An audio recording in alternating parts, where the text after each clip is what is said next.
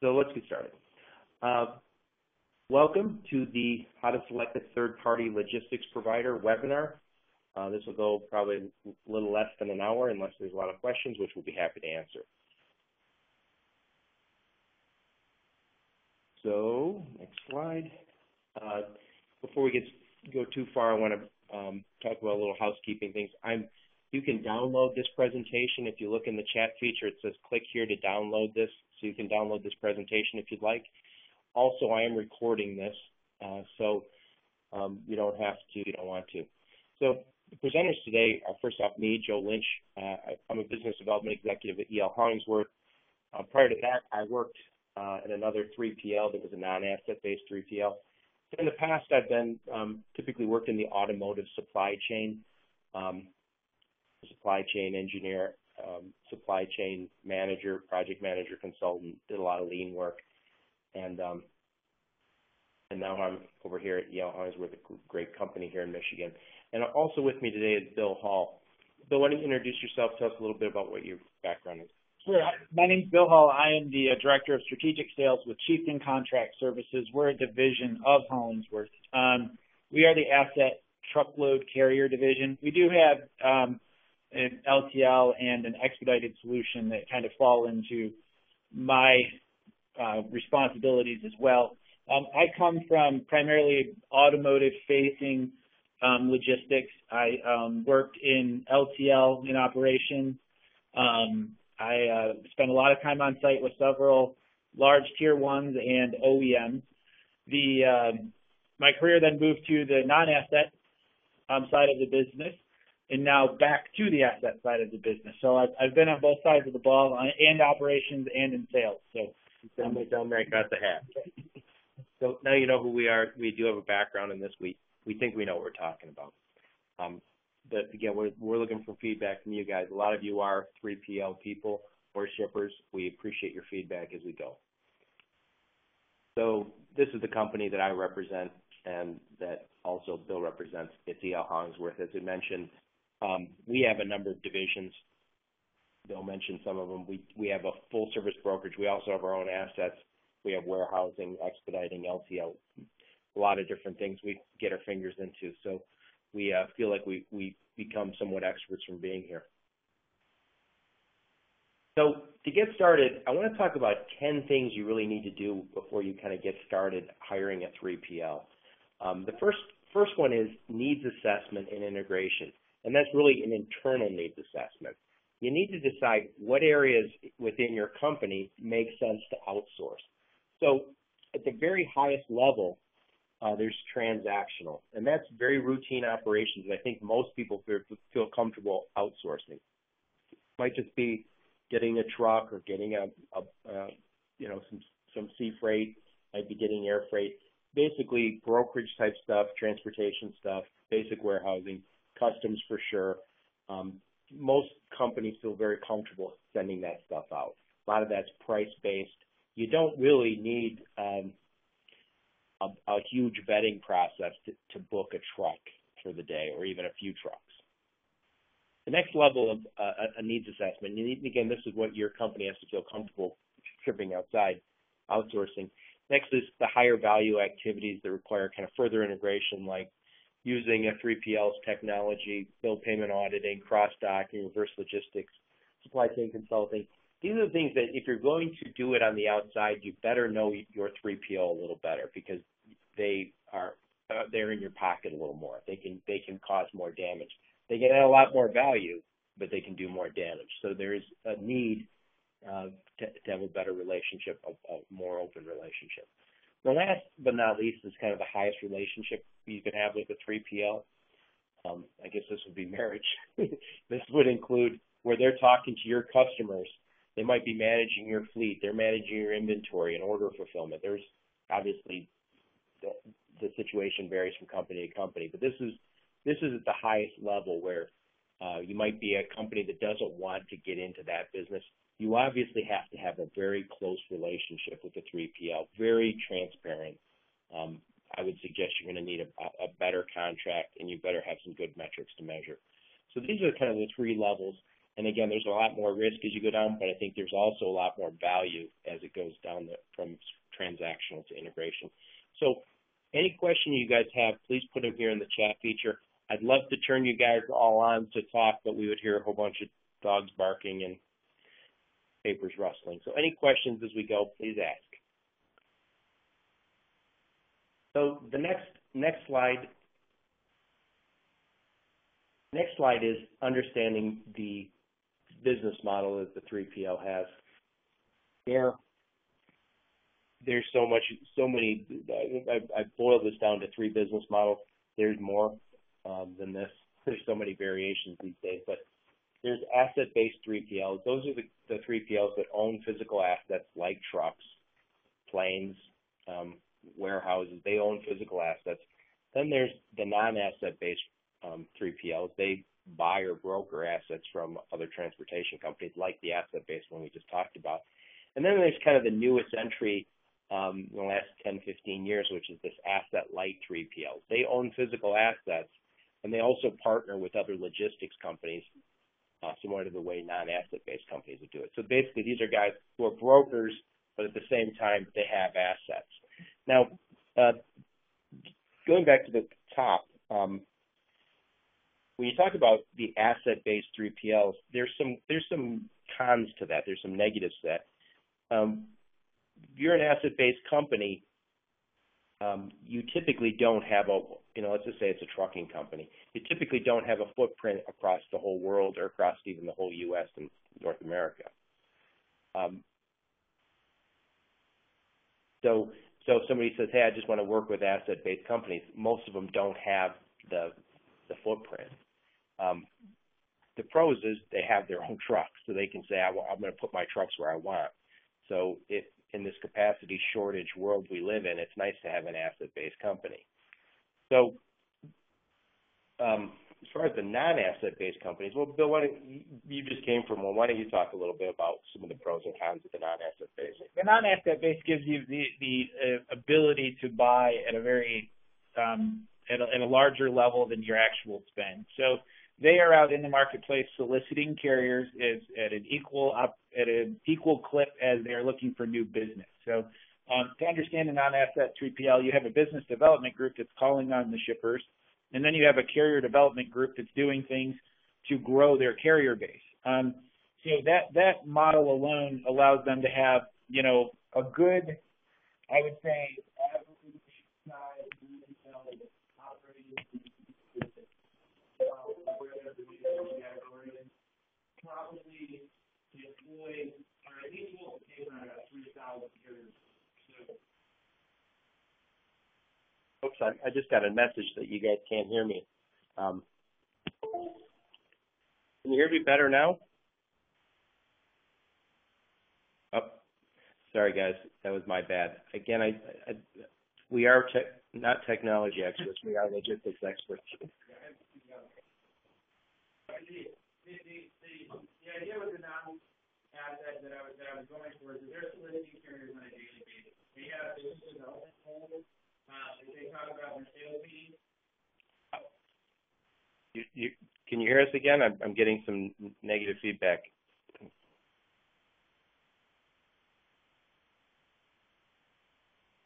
Okay. Well, we'll carry on. And again, I appreciate the feedback if things aren't working. Go on, Bill. I'm hoping maybe you can hear me better now that I'm talking into the microphone on the phone. I guess where I was going, the non-asset 3PL is growing its business with its business development team, and it also employs another group that generally solicits carriers on a daily basis. You're hiring them to do that is taking your spend in logistics and it's stretching that out quite a bit. So I would say that's definitely a very large advantage. It's taking the X amount that you spend in transportation, adding it to what they spend in transportation, and spreading that across a very large carrier base and the ability to grow that carrier base as needed. So I've always enjoyed that part about it, and I think that brings maybe an advantage that you as a shipper wouldn't typically have. Obviously, the cons are the driver behind the wheel between the seat isn't typically in direct contact with the operations group. So sometimes communications and effectiveness can suffer for those reasons, where if I have a load on a truck as a chieftain representative and a shipper calls, I generally, immediately via Qualcomm GPS or cell phone can have that locked down pretty quick. That's gotten way better in the last 2.5 years. Along with CSA came a very high accountability level on where the truck actually is, and that has turned into a more effective 3PL or a non-asset 3PL buying into the truck space and communicating where that's going.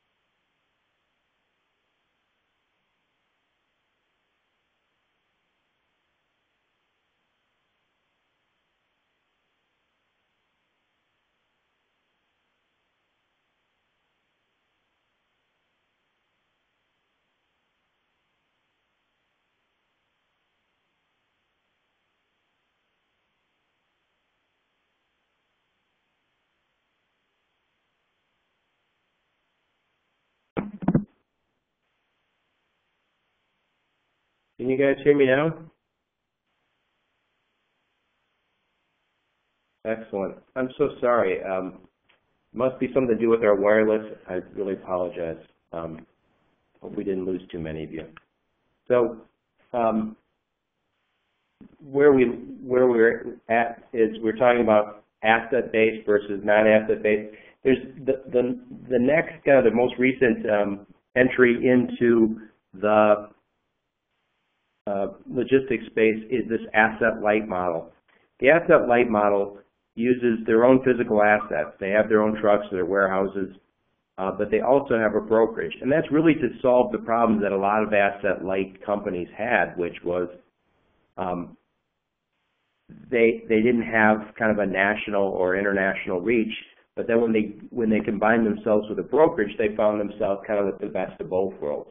So I'm completely and totally biased, and so is Bill. We left non-asset-based companies to join an asset-light business because the capabilities are a lot greater. That's not to put down non-asset-based companies or trucking companies or just warehousing companies, but there is some advantage to having that reach and that capability. So you should understand as a shipper when you're going out to bid or considering getting a 3PL, what is their business model? Do they own assets? Which again, there's some pros and there's some cons. Do they not own assets? Again, pros and cons. And then asset light, I guess there's pros and cons to it, but they're not completely evident like they are in the other ones. So any questions about this for Bill or I? You can still hear me, right?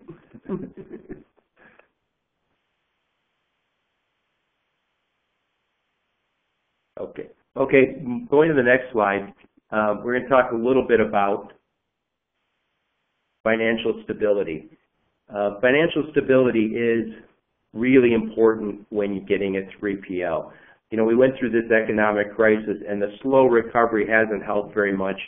A lot of companies coming out of that bad economy that we had for those 3 or 4 years grew very quickly, and they maybe extended some bad credit. Now there's a lot of companies that are logistics companies that are in bad shape. And the problem is, you as a shipper, if you use them, you could find yourself getting double billed, meaning, I'll let Bill talk about that in just a second, but before you get into a relationship with a 3PL, check their Dun & Bradstreet and make sure that they have their Paydex score is higher than the industry standard. You can only compare companies in their industry. It doesn't make sense to compare a bank to a logistics company. They're different kind of companies.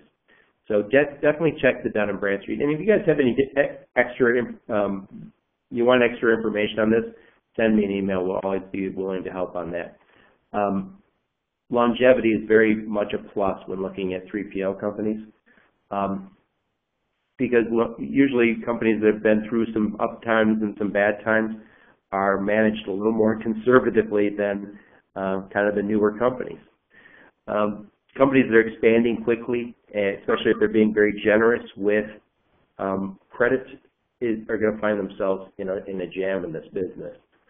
I would suggest talking to the CFO of your prospective 3PL, and I would also suggest getting if you have purchasing and operations, you definitely need to bring in the financial guys to talk a little bit about maybe a CFO to CFO discussion makes sense. So, Bill, you've had some personal experience with this. Why don't you give a little more information on this subject? Sure. And to Joe's point, the CFO talking to a CFO, your CFO, I think is a great idea because there's a lot of things that privately held companies and personal guarantees that they're not able to or willing to share, but they're willing to discuss. So spending the time to have that conversation, I think, is great. And then your organization that's ultimately going to be, credited on behalf will have a little bit more security, at least in that conversation, and it's made at the appropriate level. But what you want to avoid in these situations when you're selecting a 3PL is understanding that organization on an average size is going to have $20 million of freight under management. This fume term has become pretty popular nowadays. So their actual revenues are whatever percentage that they're margining off of that business. And when you're talking to them about it, understand, that, you can find a lot of different answers on what the average 3PL makes on an average year basis on its freight under management. But we'll just use 7 because that's a nice number. So if you look at that 7% on $20 million, and you look at what operating capital that actually leaves them with, it's not a whole lot. And as a business person, you can probably very quickly at least form an opinion on whether that's enough to sustain the business that they are. So immediately then you have to understand that in some instances the 3PL will take the time between when they pay the carrier on your behalf and when you pay them and use that wave to operate their business. It's very common. It's not a new practice. It happens at a higher rate. Yeah. And what will ultimately happen is that if that carrier base is not paid, they will then very politely, I'm sure, they will approach your surety, the logistics provider surety bond, and you can end up having to pay them to keep your freight on the road after you've already paid the 3PL. And that case, unfortunately, happens at a high rate. So it's not trying to scare you, but I do feel that understanding the financial stability of the organization and how long they've been stable is important. And like I said, if they're not willing to share on paper, then let's go ahead and get after a CFO or a finance to finance meeting so you can at least have the conversation. And I've seen Frank pop the question up there. The term revenue, I don't want to use that. It's kind of been, I like to replace it with the freight under management.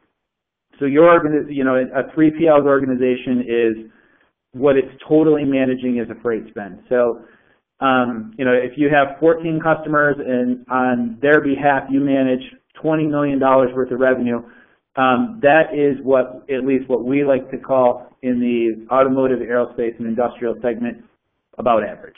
So, okay. So very important. Again, this is we could do a webinar just on this subject. So any questions you guys have, outside of this meeting, please send us an email. And again, we are recording this.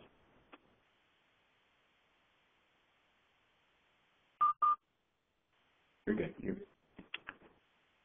So continuing on, specialization in current customers. When looking at a new 3PL or when considering hiring a 3PL, you really need to understand what is their specialization. So if you do a ton of sea freight, it doesn't make sense to hire a freight broker who does mostly over-the-road transportation. The tendency for 3PLs is we all partner together, we all work together. So you can always say, yeah, I can do your sea freight, because he knows he can make a phone call to another broker, but that's not his specialty. You really want to go with somebody who specializes in a certain function and make sure you understand what you want to outsource, and then go with somebody who specializes in that space.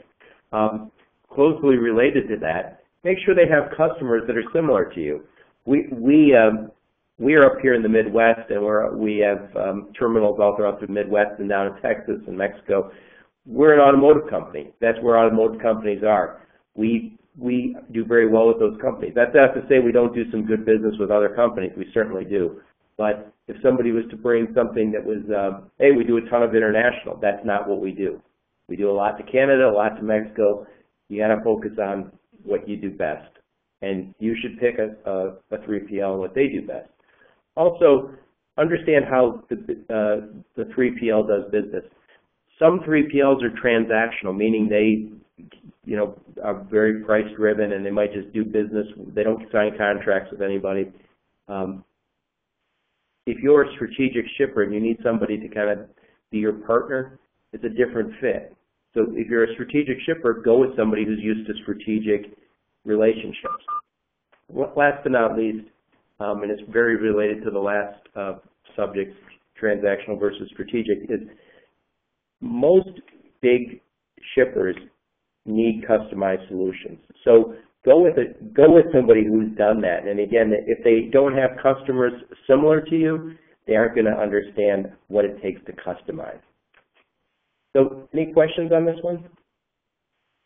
This one's fairly basic, but a lot of people miss it.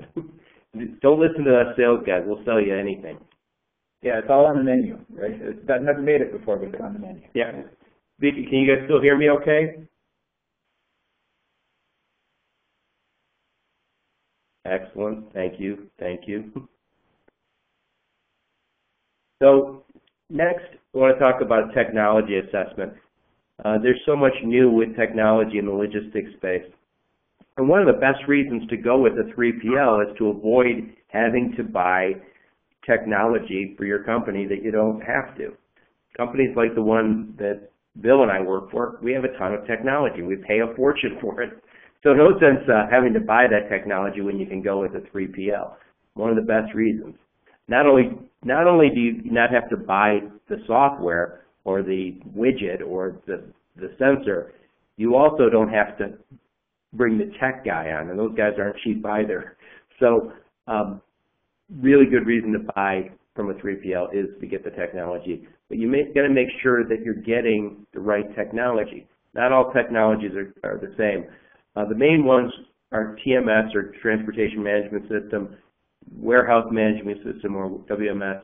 There's RFID, EDI. There's a whole bunch of stuff out there. But the main ones that I'm talking about right now is TMS and WMS. There are the systems out there. There's some very expensive ones, hundreds of thousands of dollars, and then you need basically tech people on board because these are very powerful systems. But it's worth it if you're a shipper to use one of those systems. There's also systems that cost $1,000 a month, but you kind of get what you paid for. So when you're going out and looking at a 3PL, ask to see their technology. And also understand, I mean, you can go online right now and type in TMS and see what the top systems are. You can also do the same with WMS. You got to make sure that software does what you need it to do. So yeah, do your homework on that. And again, don't go with a 3PL that doesn't have a technical support guy. I've been down this road myself as a 3PL manager where we didn't own the software and we didn't have techies. So I was kind of forced into being the tech guy myself sometimes. And as you noticed, that's not my strong suit. You can prove that. And I think one of the other notes that I had here, when I'm being asked customers are asking me questions as they're selecting a 3PL, some of the better ones that stand out in this space is I've actually been, sharing with the client the TMS platform that we use, and they went back, did their homework, and then called me the next day and asked me how many of a particular type of super user I had, where they were located, were they fully salaried on my staff, or were I leasing them from the software provider? So I always thought that was a good question because they went and did their homework. They went to the website, found out, how that system is supported, and then asked me if I had something that seemed sufficient to the spend that they had with me. And the nice part, I think, about doing your homework and understanding the system is when you are allocating your company's IT resources to setting up new EDI conversations or integrating your PFEP or your WPS system into your providers, the more you know, the less that the 3PL will want to will be able to miss something. So you are a good informed liaison between your IT group and the 3PL's IT group. It makes a huge difference, trust me. You're your own advocate. Yeah. You just bought it, so you're the one that his opinion is kind of most valued by the 3PL. So the more you know, the more, I guess, your accountability on your providers is much higher. Yeah, get your IT guys involved. So again, any questions you guys have, put in the chat feature. Next, I'm going to touch on this operational excellence briefly. It's super important, but again, it's a subject all of its own. When you're looking at a 3PL, you want to make sure that it's run well, and that in this space. Again, I can speak here as a carrier. This is a very low-margin, unforgiving business driving trucks. So you have to be operationally very, very good or go out of business. So you're looking for carriers and 3PLs that have operational excellence. And I would define some of that as you want to make sure they have some lean processes in place. And I don't mean that they're using a whole bunch of lean jargon. I mean that they have processes in place that are there to limit mistakes and drive out inefficiencies, kind of improve effectiveness. Related to that is the carrier network and the service area footprint. We're going to come back to that one in just a second. Metrics and key performance indicators. If you're really a well-run company, you have metrics and key performance indicators. I would say that it's extremely risk adverse. Now that doesn't mean that they're afraid to experiment, but they take calculated risks. Risk is something that every operations guy should be driving out every day. Also I have on here is Canada and Mexico.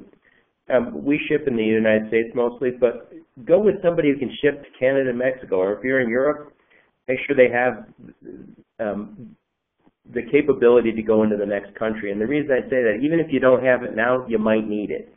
Same thing applies to worldwide, every mode.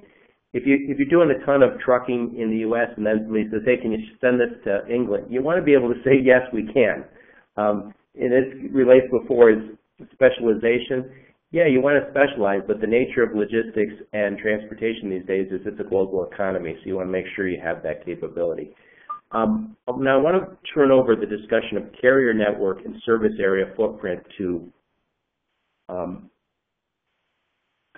Bill. Hey, Jose, I see you asked the question about KPIs. KPIs that you should use really depends on what you're doing. Now, I'll just give an example. I like to use a carrier scorecard for LTL, less than truckload, and that shows cost per pound. It also shows on-time performance. I like to measure billing accuracy, and I like to measure damage. And you should be able to look at that on a week-to-week basis and see whether you're getting better or getting worse. Now, if I was running a warehouse, the different KPIs. I'll take a note and I'll send you an email on that. There's millions of KPIs. My recommendation on KPIs is don't get carried away. Go with 3 or 4 or 5 good ones, not 24 mediocre ones. So again, so I hope that answered your question, Jose, and I'll send you an email after, and I'll actually copy some other people, everyone on this, on a link to some information on that. So I want to turn the discussion of carrier network and service area footprint over to Bill because he's got a lot more knowledge there. I guess before we leave the operational excellence, when you're purchasing a 3PL, you have internal quality, I guess, rules that you have. Make the 3PLs, as much as I'm a 3PL and as I am a carrier, the folks that buy really well hold me to their quality metrics. So right off the bat, I'm trying to make logistics fit into parts purchasing. It doesn't always line up exactly, but they're speaking in a language and a comfort level that they already know, and they're doing due diligence at that level. You shouldn't abandon that when you're going into a 3PL. I would treat them like you do any other supplier for as much of the conversation as it's relevant. So that way you're in your comfort zone from, dock all the way up to boardroom.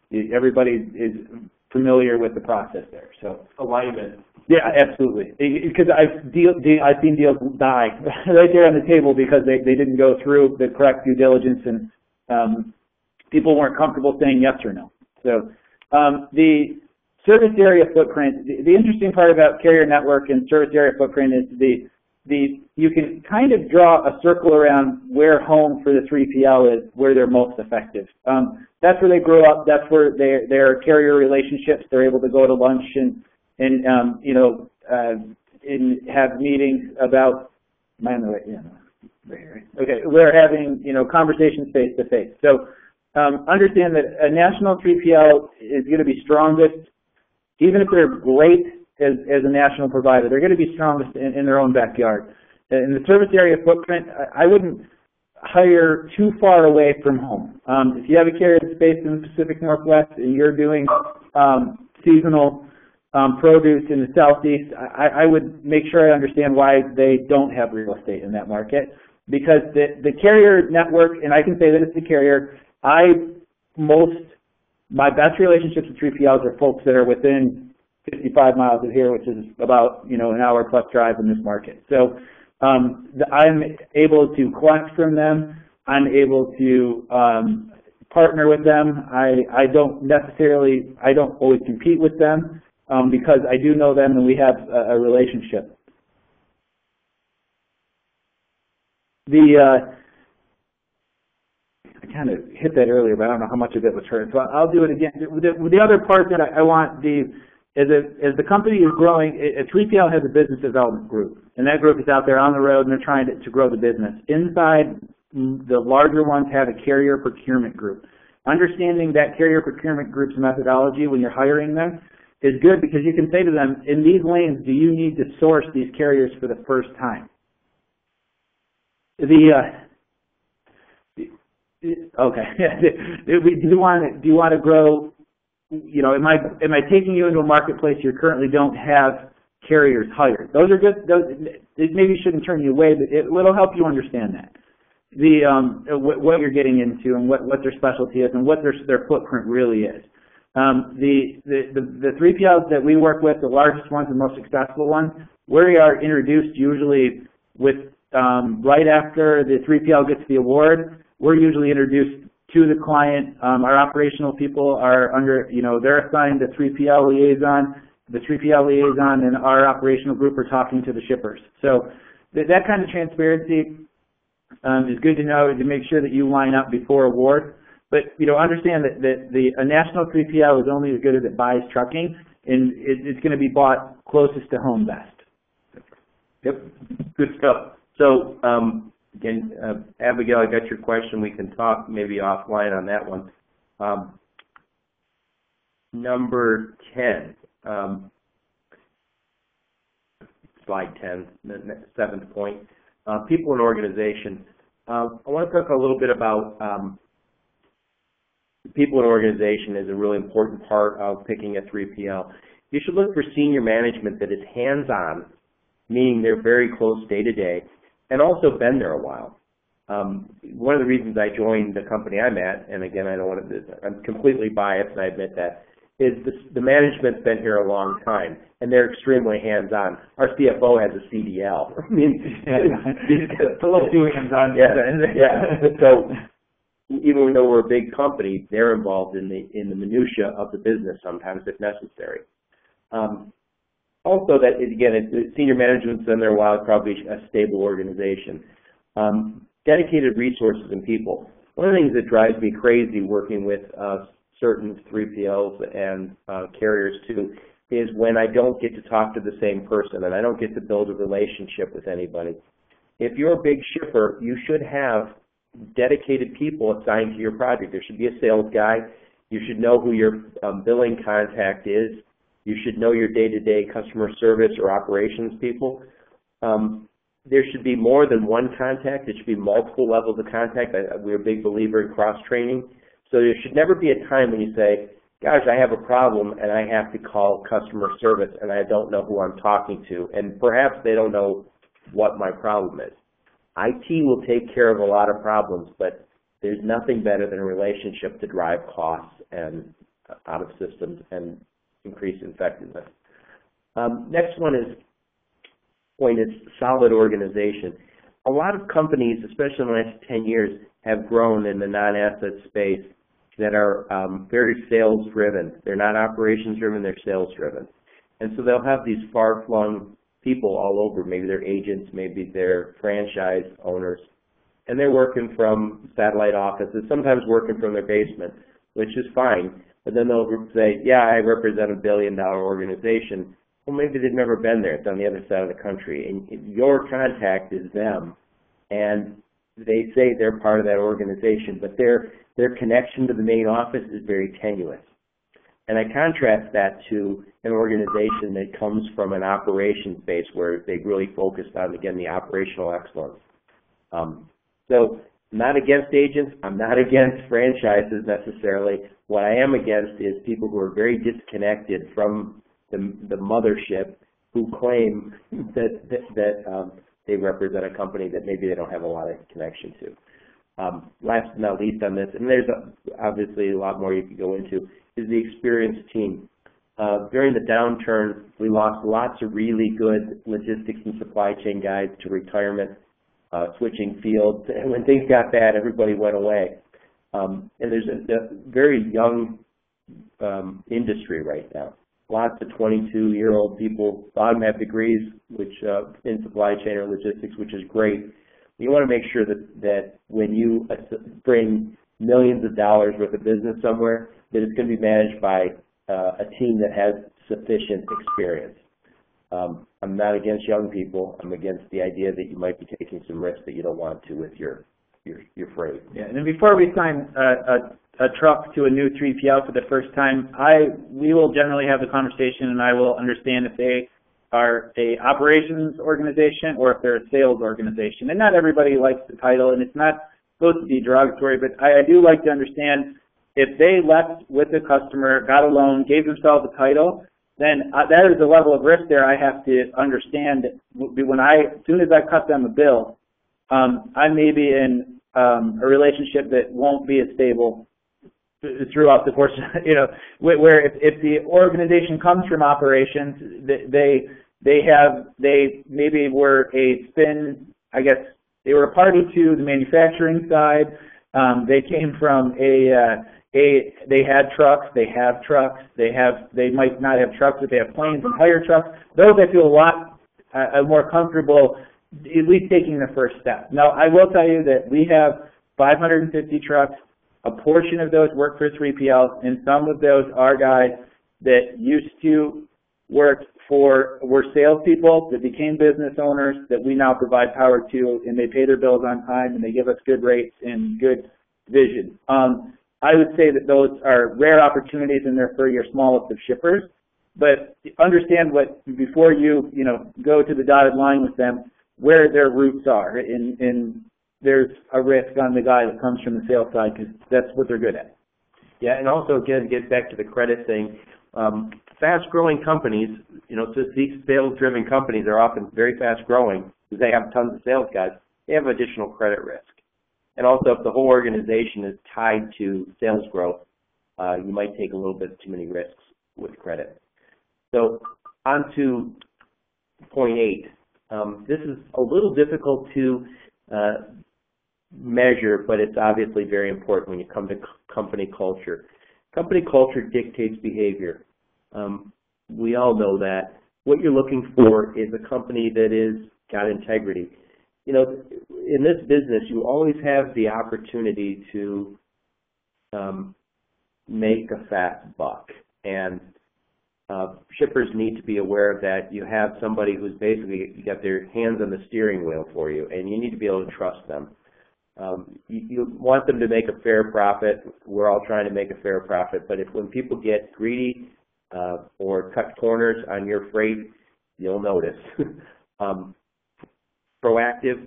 I always say an extra email or an extra phone call saves so many problems.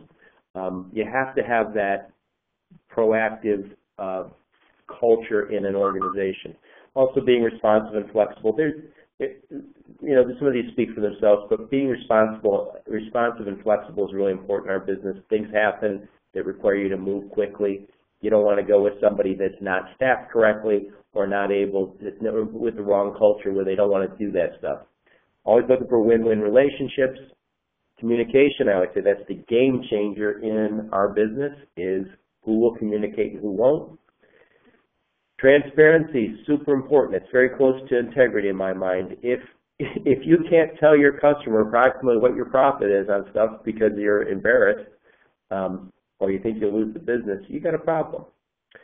Ownership of problems. I always say if the problem is anywhere near us and I hear from a customer, then that becomes our problem and we should deal with it.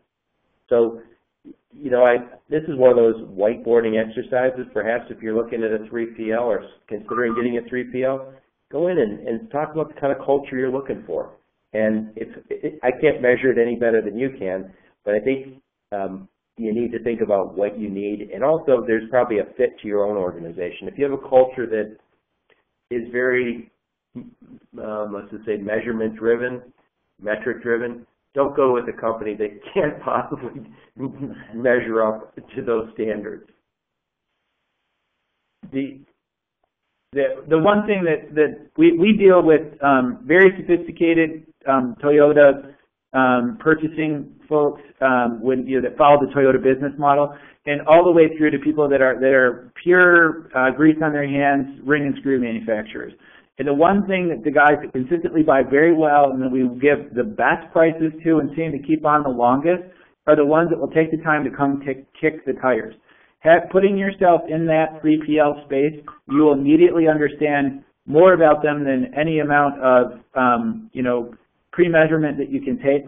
We are very always welcome here, having people in our space, showing them the finest that we have to offer and where we look to improve. And I think that you should, before injecting yourself in these relationships, you should at least see where they live. And I think if you look across your business on how you buy things, you probably don't have a very large component part that maybe is 2 or 3% of your finished good that you bought from someone without going and vetting their manufacturing facility. So, keep your quality and your purchasing practices that have made you successful enough to need a 3PL, keep those in mind when you're selecting one. Good. That's a good point, Bill. Hey, any questions on this one? You guys still hear me okay? I want to see that chat feature light up. Be careful you ask for it. Thanks, Bruce. Thanks, Sergio. And there's other people I can't pronounce your names. Thank you, Jose. I can say that. Okay. Slide 9, reputation and references. Of course, when you're looking for a 3PL, you should go online. I don't think this is going to be a revelation for anybody, but the internet's a great tool for investigating people. You can go to a website and see what they say their specialty is, and also how's their website. If it looks like a cheesy website and they say they're a huge carrier, well, maybe you're going to know better. See what they say their specialties are versus what their sales guy says their specialty is. Also, you can Google a company and see if there's any bad news about them. Years ago, I Googled a potential customer of mine and saw that they had gone through bankruptcy recently. And I thought, well, geez, had I not Googled that company, I wouldn't have found that out. And also, I'm a big user of LinkedIn. I think I'm probably connected to most of you on LinkedIn. I love LinkedIn because I can check out who I'm working with before I get there. And so if you're looking at a new 3PL, look on LinkedIn. And again, if the company says, hey, we're a very substantial company, we have all this skill set, and then you go on LinkedIn and find one owner, and that's it. Well, maybe you didn't hear all the entire truth. So great tool for checking people out on the internet. Also, talk to existing customers. Now, this is a little dicey. Not every customer that we have is comfortable talking about their business with us, but hopefully there's at least one or two. That doesn't mean we're not a great company. We certainly are. It's just we have a confidential relationship. But you can ask also industry professionals. If you're shipping with, let's just say you're getting into the LTL or truckload space, you can ask other people and say, hey, how's Hollingsworth? How is Chieftain? You get some feedback that way. The more you dig, the more information you're going to find. So I can't offer too much more than that. It's really an important area, but again, you could do a subject all by yourself. I would also have, back to the financial stuff, is get involved with some of the tools like Dun & Bradstreet. Really important. Manta is good too, M-A-N-T-A. I think that we handle a lot of, when we're working with a client, especially on the 3PL side, we're looking at their information on a PSCP level. So we know what they paid for the part, how many parts it is. So there is a good deal of, especially from the materials group, a good portion of that business. Those folks are concerned about how much they're willing to share on the references side, which is always interesting because we are such an integral part of their business. But what I will do when tasked with bringing a reference is we will flex our relationship. So we'll put people on the phone with their current client. Your 3PL, a good sales guy should be able to take a look at what you do, why you're a good fit for them, find a like client, and maybe get at least an email or a phone call between you two that it's not competitive, but it is informative. For me, you know, as a salesperson, it makes my job a heck of a lot easier, so I don't mind it. But you as a purchaser, knowing that that money is being spent and that it's a productive spend from a like manufacturer or shipper, that's a really you know, I always joke people just use UPS because they know it works, right? And we can't say the same thing. We're not UPS by any stretch of the imagination. So sometimes I have to get somebody else on the phone to tell the guy that, you know, that we're going to do what we say. And it's I don't think it's an unreasonable question when you're out there looking to hire someone, especially turning over the keys. I think companies that are comfortable in the work they do and the relationships they have and their reputation will feel very good about references. Next, statement of work or contract. Again, I've done webinars just on this subject, and I think I'm going to do another one because it's an important area, is when you get to the point where you're actually going to sign that contract, it's a very telling document. If that contract has tons of penalties and tons of fees and is filled with legal jargon, that should be a red flag. Also, I think it's fair for a 3PL if they have some upfront investment to say, hey, look, we want to make sure we're covered in the event that this relationship doesn't work, that we're not out a lot of money. But it has to be fair. I would also say I'm all for the idea of a contract being complete. I've also seen contracts that are like 15, 20 pages where you start to say, what is going on here? Where that doesn't feel fair. I think what you really want to do is, before there's a contract, don't necessarily go with a boilerplate contract. Start with some collaboration and communication. Go and sit in a room with a whiteboard and figure out what you want this relationship to look like. So I got this here. It says, please add me a list of attendees for webinar topic. Okay. Yeah, Rick, we can do that. I think better than going with the boilerplate is get in there, have some collaboration up in the upfront stages, understand how you're going to measure the relationship. It can't just be subjective. It should have some measurements. And maybe, I'm not saying for sure, maybe there needs to be a service level agreement. And what a service level agreement typically is kind of part of the contract, but it's like an addendum. And you might sign a contract for 2 years or 3 years, or maybe it's 1 year with the automatic renewal policy, but the service level agreement might just be for the 3 months or 6 months. And the service level agreement might be back to those measurements where you say, hey, look, we signed this contract and there's a performance clause, and then the performance clause references a service level agreement. And the service level agreement is some sort of minimum level of performance that you can measure. So it's typically, again, on-time performance. If it's a warehouse, it's going to be some sort of cost and error. Right. So again, this is where KPIs matter. The contract itself could be very simple. Maybe the service level agreement can change every 3 or 6 months. But again, look, when you get to the contract, I would say make sure it doesn't feel wrong. Again, if a company's being kind of scammy and has all sorts of punishment for you as the shipper, it has to make you wonder what's going on. And again, that's not to say the 3PL shouldn't get their money out of it, especially if they have to invest a lot.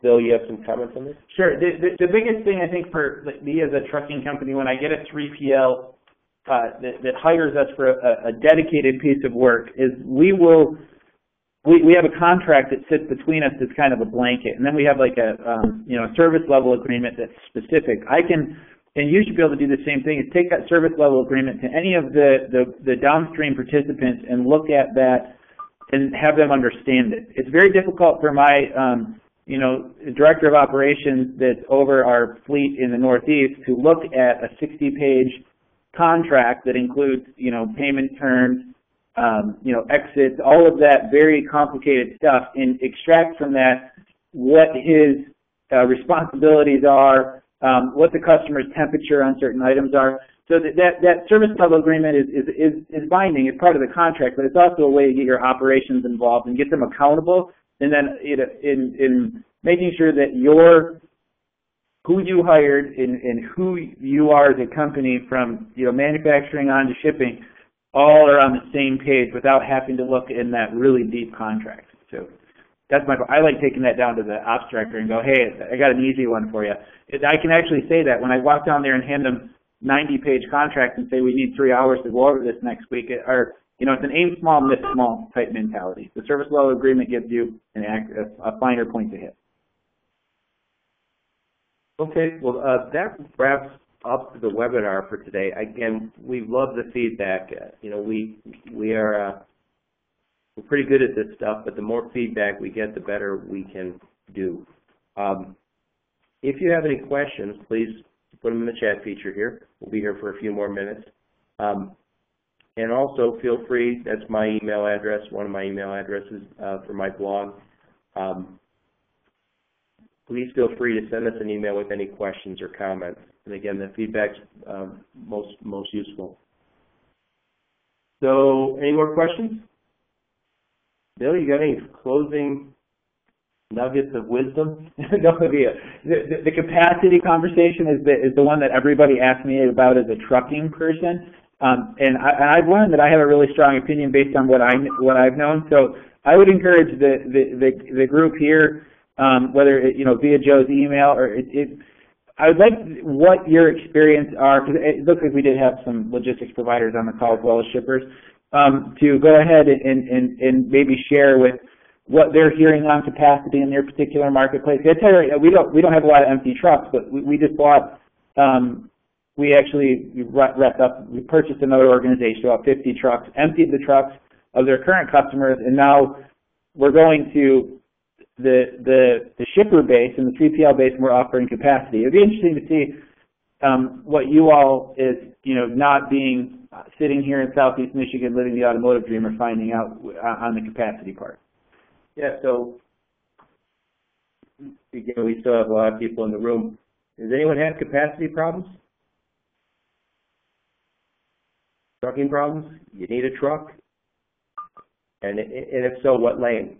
And you can just put that in the chat feature. Yeah, as an asset provider, we service a portion of the country and a portion of the lane. So the more people that we know that have needs, we know other carriers, we know our other 3PLs that we work for.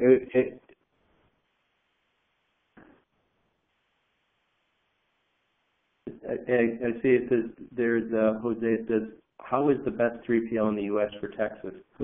Who? I think you mean, who is the best 3PL in the U.S. for Texas? Well, Jose, that's easy. We just bought a terminal in Texas, so yeah, right.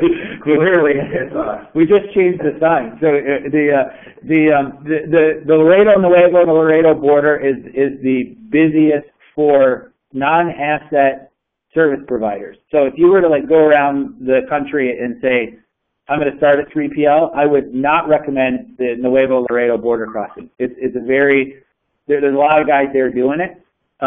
So that in that particular instance, I would definitely want to steer you towards the asset light provider. Yeah, Jose, we can probably do that offline. Again, I think the best 3PL for a given company is going to be based on their specific needs. Yeah, because those two that you just threw up there do a great job on the LTL, especially the pricing on the LTL. Yep. So, or on the truckload, I wouldn't not recommend them, but maybe I would steer you in a different direction on the full truckload side. And on the full truckload side, you want to take a look at maybe what capacity that you have should be going intermodal. That's a huge cost savings for you. And this is a trucking guy saying that.